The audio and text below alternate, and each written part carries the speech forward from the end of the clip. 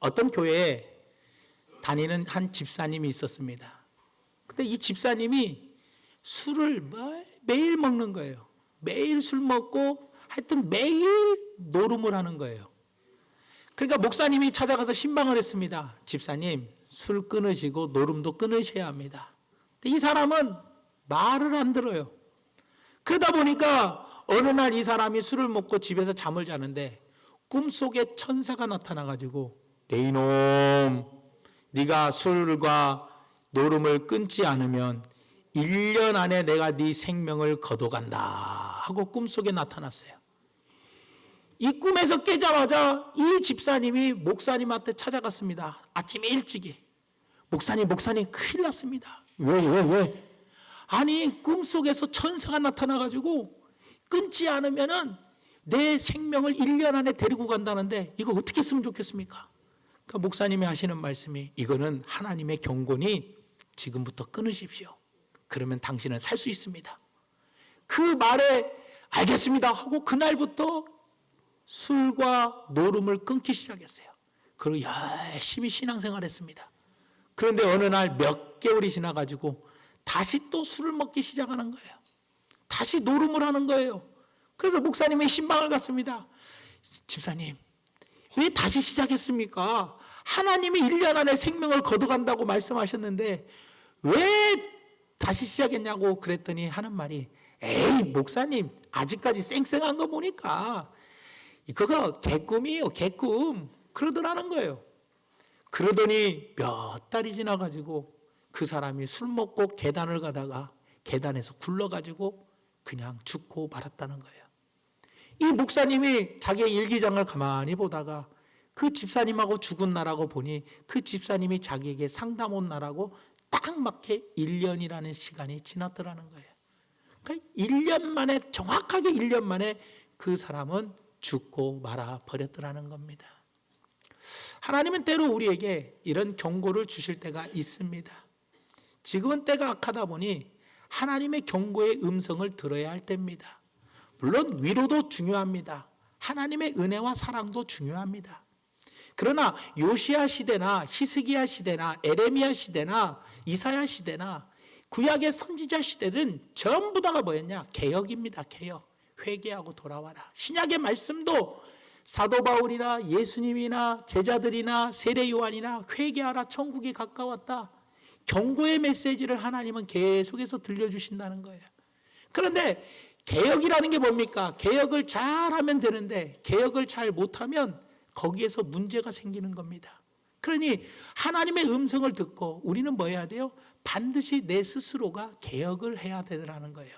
그러니까 내 삶을 새롭게 돌이킬 수 있는 그런 삶을 살아가야 되더라는 겁니다. 오늘 본 말씀의 내용은 다른 것이 아니라 베드로가 예수님을 3번씩이나 부인한 사건이 나옵니다. 그런데 저는 한번 생각해 봤습니다. 베드로가 예수님을 3번씩이나 부인한 이 사건을 통해서 우리가 스스로 깨달아야 할 것이 바로 뭐냐? 나는 지금까지 살아오면서 예수님을 몇 번이나 부인했냐라는 거예요. 세상에 속해 살면서 직장에서나 또 가정에서나 사업장에서나 내 삶의 일터에서 우리는 예수님을 많이 배반하고 살 때가 참으로 많았더라는 겁니다. 그러면서 우리 스스로를 한번 돌이켜볼 필요가 있더라는 거예요. 베드로는 예수님을 죽이려고 하는 원수들이 삥 진을 치고 있는 그 자리에서 부인을 했지만 우리는 가정에서 부인했고 직장에서 부인했고 사업장에서 부인했고 친구들 앞에서 예수님을 부인하며 살 때가 너무나도 많았더라는 거예요. 한마디로 말하면 베드로는 목숨이 위태로운 곳에서 부인했지만 우리는 목숨의 위기가 없는 편안한 삶 가운데서도 예수님을 부인하고 예수님의 마음을 아프게 해드리며 살 때가 너무나도 많았더라는 겁니다. 그러니까 우리가 어떻게 보면 베드로보다도 훨씬 더 죄를 많이 지은 사람이라고 볼 수가 있더라는 겁니다. 그런데 여기서 우리가 한번 살펴봐야 할 것이 바로 뭐냐? 예수님께서 공생의 기간 동안에 3년 6개월 동안에 예수님께 잊지 못할 2가지 사건이 있습니다. 그 배신의 사건 2가지가 바로 뭐냐? 한 가지는 제자들의 배신, 다시 말하면 베드로와 가룟 유다, 그 외에 제자들의 배신이 있습니다. 또 하나는 예수님께서 정말로 그들의 친구가 되어주시고 또 그들의 병을 고쳐주시고 또 그들에게 먹을 것을 주시고 또 그들에게 많은 기적을 보여주셨던 그 유대민족들이 예수님을 배신했더라는 거예요. 그런데 참 재밌는 건 뭐냐? 예수님께서 유대민족을 향해서는 한마디 말씀도 안 하셨더라는 거예요. 오늘 본문 말씀 앞에 보니까 26장 67절에서 68절 말씀을 보니까 이런 이야기가 나옵니다. 이에 예수의 얼굴에 침뱉으며, 침뱉었다는 건 뭐예요? 멸시했다라는 거예요. 주먹으로 치고 주먹으로 쳤다라는 건 뭐예요? 인권을 유린한 겁니다. 또 손바닥으로 때리며 때렸다는 건 뭐예요? 아주 조롱했다라는 거예요. 그리고 이르되 그리스도야 우리에게 선지자 노릇을 하라. 너를 친 자가 누구냐 하더라. 너 누가 때렸냐? 너 누가 때렸냐? 하면서 비웃었더라는 거예요. 그런데 이런 많은 기적을 베풀었던 이 유대 민족들에게는 예수님께서 한마디 말씀도 안 하시고 침묵을 하셨어요. 그런데 예수님께서 자기의 제자들이 배신을 할 때에는 예수님께서 말문을 여셨더라는 거예요. 먼저 오늘 본문 말씀 앞으로 쭉 가가지고 34절 말씀에 보니까 이렇게 이야기합니다. 예수께서 이르시되 내가 진실로 내게 이르노니 오늘 밤 닭 울기 전에 네가 3번 나를 부인하리라. 예수님은 분명히 그 만찬의 자리에서 베드로에게 말씀하십니다. 네가 나 3번 부인한다. 네가 나를 부인할 것이다 라고 분명하게 말씀해주고 있더라는 거예요. 한마디로 말하여 예수님께서 유대민족들에게는 침묵하지 않으셨지만 베드로에게는 분명히 말씀하셨어요. 네가 닭 울기 전에 3번 나를 부인한다 라는 경고의 메시지를 들려주셨다는 거예요. 가룟 유다에게도 마찬가지입니다. 23절부터 24절 말씀에 보니까 뭐라고 이야기를 하느냐. 대답하여 이르시되 나와 함께 그릇에 손을 넣는 그가 나를 팔리라. 인자는 자기에게 대하여 기록된 대로 가거니와 인자를 파는 그 사람에게는 화가 있으리로다. 그 사람은 차라리 태어나지 아니하였더라면 제게 좋을 뻔하였느니라. 제자들이 다 모여있는 만찬 자리에서 예수님은 나하고 같이 손을 넣는 자가, 이 그릇에 손을 대는 자가 나를 판다라고 분명히 경고했고, 그리고 그 사람을 향해서 그 사람은 차라리 태어나지 말았으면 좋았을 것이다 라고 분명하게 경고 메시지를 주었다라는 거예요. 그런데 베드로도 그 경고 메시지를 받았고 가룟 유다도 그 경고 메시지를 받았다라는 거예요. 더욱이 재밌는 것은요, 베드로의 배신은 견디기 어려운 배신이었어요. 왜냐하면 그것은 베드로를 사랑하고 신임했기 때문에. 다시 말하면 사랑하고 기대하고 신임한 사람에게 배신을 당한 그 배신은 원수의 공격보다도 더 아픈 공격이었더라는 거예요. 그러니까 우리가 여기서 한번 살펴봐야 할 게 뭐냐, 죽어도 같이 죽겠다 했던 베드로의 호언 장담은 말짱 거짓말이 되어버렸고, 또 우리는 여기에서 인간의 연약함을 발견해 볼 수가 있더라는 거예요. 그러니 사랑하는 성도 여러분, 우리도 마찬가지입니다. 예수님은 우리에게 하나님의 말씀을 통해서 많은 경고 메시지를 들려주십니다. 그런데 우리는 그 경고 메시지를 받고도 어떻게 해요? 분명하게 우리는 죄를 범하고 살 때가 있더라는 거예요. 베드로도 주님의 경고 메시지를 받고 예수님을 부인하고 또 저주하고 부인하고 맹세하면까지 부인을 해버렸어요. 우리도 마찬가지입니다. 하나님의 말씀을 통해서 경고 메시지를 이스라엘 백성들처럼 계속해서 받지만 우리도 똑같은 죄를 범하고 살 때가 너무나도 많더라는 겁니다. 그런데 중요한 건 바로 뭐냐, 이런 베드로가 주님의 경고를 받고도 그 경고를 무시하고 예수님을 3번씩이나 모른다고 부인했던 그 베드로가 나중에는 하나님께 크게 쓰임받는 훌륭한 사도가 되었더라는 거예요. 그렇다면 우리도 훌륭한 하나님께 쓰임받는 훌륭한 사람이 될 수 있다 없다? 있다라는 거예요. 우리는 이 땅을 살아가면서 베드로보다 더 많은 사랑을 받았고, 베드로는 3년 6개월 동안 예수님의 사랑을 받았지만 우리는 신앙생활을 10년, 20년, 30년 동안 하면서 더 많은 사랑을 받았고 더 많은 은혜를 체험했고 그리고 살아왔지만, 우리는 베드로는 3번 부인했지만 우리는 베드로보다 더 많은 부인을 하며 예수님의 마음을 아프게 드리며 죄를 범하고 살아왔더라는 거예요. 그런 우리조차도 과연 이 마지막 때 쓰임받을 수 있냐라는 거예요. 저는 이번 한 주간 동안 고난주간을 맞이해서 우리 귀한 성도님들이 베드로에게 3가지 행동을 우리가 한번 살펴보면서, 베드로가 이 3가지 행동 때문에 마지막 때 주님께 크게 쓰임받을 수 있었다는 것을 우리가 기억하면서, 우리도 이 베드로의 행동을 본받아서 이제부터라도 이 3가지 행동을 하면서 이번 한 주간에 승리하며 살아가는 우리 믿음의 귀한 성도님들 되기를 예수님의 이름으로 부탁을 드립니다. 그 3가지 행동은 바로 75절 본문 말씀에 나오는데요, 그 75절 말씀이 바로 뭐냐? 이에 베드로가 예수의 말씀에 닭 울기 전에 네가 3번 나를 부인하리라 하심이 첫째로 뭐예요? 생각나서, 두 번째로 뭐예요? 밖에 나가서, 세 번째가 뭐예요? 심히 통곡하니라. 이 3가지가 베드로에게 없었다면 아마 베드로는 주님께 쓰임받기 힘들었을 거라는 겁니다. 우리도 오늘 이 베드로의 3가지를 우리가 한번 살펴보면서 우리도 삶을 바꾸어서 이번 한 주간에 부활하신 주님을 기쁨으로 맞이할 수 있는 준비된 그릇이 되는 우리 귀한 성도님들 되기를 예수님 이름으로 부탁을 드립니다. 그 첫째가 바로 뭐냐? 생각나서라고 이야기합니다. 오늘 본문 말씀 74절에 보니까 닭 울음소리가 들렸어요. 닭 울음소리가 들렸다는 거예요.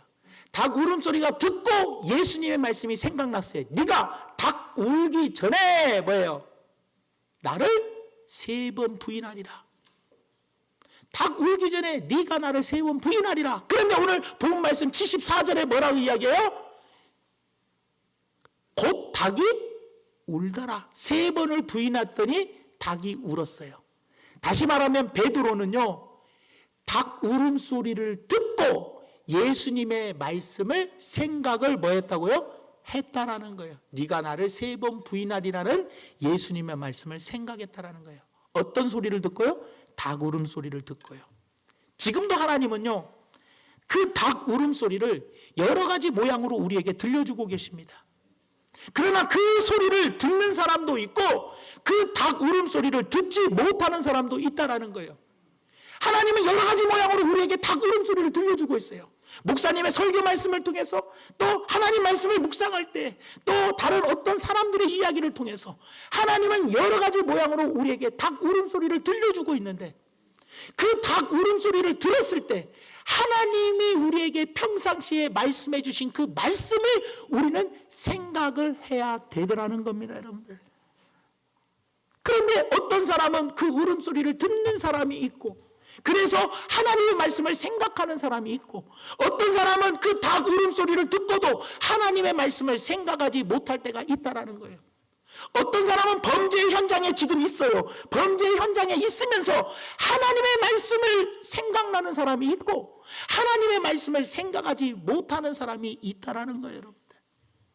하나님의 말씀을 듣고 읽으면서 주님의 말씀을 생각하지 못하며 살면 안 되더라는 거예요. 우리는 세상을 살아가면서 범죄 현장에 얼마든지 있을 수 있어요. 그 범죄 현장에서 주님의 음성을 들어야 돼요. 닭 울음소리를 들어야 돼요. 어떤 방법으로 하나님께서 여러 가지 방법으로 닭 울음소리를 우리에게 들려주실 때, 그때 하나님의 말씀을 생각을 해야 돼요. 그것이 우리가 살아가는 첫 번째 행동이라는 겁니다, 여러분들. 어거스틴은요, 세상에 어렸을 때 정말로 방탕한 생활을 했습니다. 그런데 어느 날 그가 자기 집 정원에 가만히 있는데 옆집 어떤 소녀가 노래를 부르는 거예요. 근데 그 노래 가사가 뭐냐? 가서 책을 읽어라 라는 노래 가사가 들리는 거예요. 그 가사를 들으면서 그래, 나도 그 노래를 들으며 집에 들어가서 성경을 딱 펼쳐봤는데 그 성경에 펼쳐본 말씀이 생각이 딱 나는데 그 말씀이 바로 뭐냐? 로마서 13장 13절에서 14절 말씀이 딱 눈에 들어오더라는 거예요. 그 로마서 13장 13절에서 14절 말씀을 보니까 어떤 말씀이냐? 낮에와 같이 단정히 행하고 방탕하거나 술 취하지 말며 음란하거나 호색하지 말며 다투거나 시기하지 말고 오직 주 예수 그리스도로 옷 입고 정욕을 위하여 육신의 일을 도모하지 말라. 이 말씀이 딱 생각이 나는 거예요. 그 소녀의 노랫소리를 듣고 이 로마서 13장 13절에서 14절의 말씀이 생각이 나서 그 자리에서 하나님께 회개하고 그때부터 새로운 삶을 살기 시작하면서부터 그는 앞에 어거스틴 앞에 성 어거스틴이라는 성이라는 단어가 별명으로 붙게 되었더라는 거예요. 사랑하는 성도 여러분, 지금도 하나님은 여러 가지 모양으로 우리에게 닭 울음소리를 들려주시는데 그때마다 우리는 그 범죄의 현장에서 하나님의 뭐예요? 말씀을 생각할 줄 아는, 묵상할 줄 아는 귀한 성도님들이 되시기를 예수님의 이름으로 부탁을 드립니다. 그 다음에 두 번째로 생각이 나서 그 다음에 75절 뭐라고 그래요? 밖으로 나갔다라고 이야기를 합니다. 여러분들 밖으로 나갔다라는 건 뭐예요? 베드로는 생각이 나자마자 즉시 바깥으로 나갔다는 겁니다. 나갔다라는 건 바로 뭐냐? 예수님을 부인했던 그 현장, 다시 말하면 죄지었던 그 곳으로부터 그 장소로부터 나갔다는 거예요. 벗어났다라는 거예요. 하나님의 말씀을 기억해 냈습니까? 하나님 말씀을 생각했습니까? 그렇다면 그 범죄의 현장을 우리는 떠나야 한다는 거예요. 예수님을 부인했던 그 범죄의 현장, 내가 죄지었던 그 현장을 우리는 반드시 떠나가야 돼요. 베드로처럼 타락과 불신과 범죄 현장으로부터 떠나는 사람이 있는가 반면에 가룟 유다처럼 주님의 품을 떠나 범죄 현장으로 들어가는 사람도 있더라는 거예요. 베드로는 분명히 그 빌라도 법정의 뜰에서 그 범죄 현장에서 주님의 말씀이 생각이 나서 그 범죄 현장을 떠나 회개의 자리로 갔습니다, 여러분. 그런데 가룟 유다는 예수님께서 말씀하셨어요. 네가 차라리 태어나지 않았으면 좋았을 것이다. 그 예수님과 같이 식사의 만찬의 자리를, 예수님과 함께한 그 자리를 떠나 예수님을 팔려고 범죄 현장으로 가버렸더라는 거예요. 그러니까 사람들은 그런 겁니다. 하나님의 말씀이 떠오르는 사람은 그 범죄 현장을 즉시 떠나야 돼요. 그러나 그 범죄 현장에 계속 머물러 있으면 절대로 아니 되더라는 겁니다, 여러분들. 범죄의 현장으로 떠나 바깥으로 나가면 그곳에서는 용서가 있고 구원이 있습니다. 그러나 예수님을 떠나 범죄와 타락의 현장으로 빠지면 징계와 멸망만이 남아 있다라는 것을 꼭 기억해 주시기를 바랍니다. 가룟 유다의 경우가 그렇지 않습니까? 만찬의 자리에서 경고까지 받고도 나가서 악당들에게 가버렸어요. 그러나 베드로의 경우는 악의 소굴을 떠나서 회개의 자리로 갔기 때문에 결국에 베드로는 위대한 사도가 되었고 가룟 유다는 자살하여 죽고 말아 버렸더라는 거예요. 그 끝이 비참해져 버렸더라는 겁니다. 사랑하는 성도 여러분, 범죄 현장을 떠나십시오. 주님의 말씀을 기억하시고 생각하시고 묵상하시고 범죄의 자리를 떠나십시오. 예수님 바깥으로 나가면 아무것도 안 된다는 것을 꼭 기억하시면서 범죄의 장소를 떠나면 그곳에서는 용서와 사랑과 긍휼이 남아있고 예수님을 떠나 범죄 자리로 가면 멸망과 그리고 책망과 그리고 징계만 남아있다는 것을 꼭 기억해 주시기를 예수님의 이름으로 부탁을 드립니다.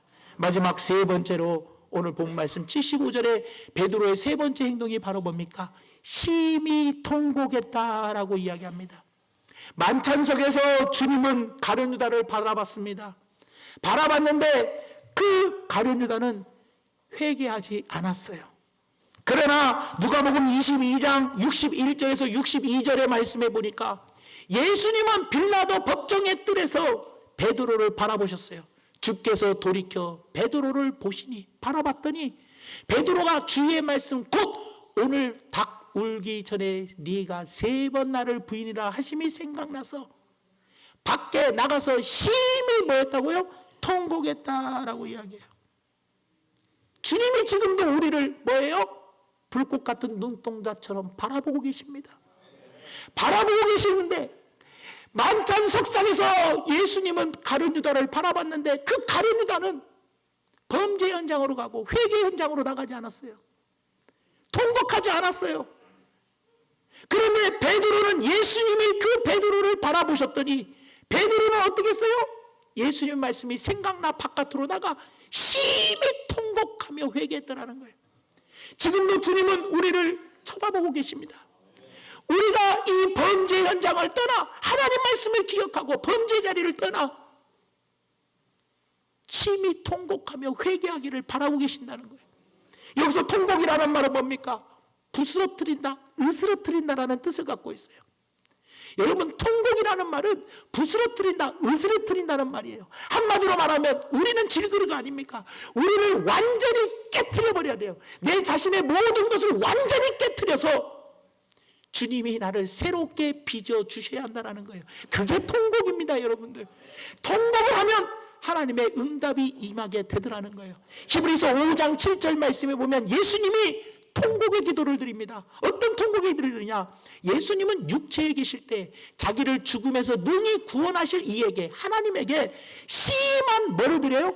통곡과 눈물로 간구와 소원을 올렸고 그의 경건하심으로 말미암아 들으심을 얻었느니라. 응답을 받았다라는 거예요, 여러분들.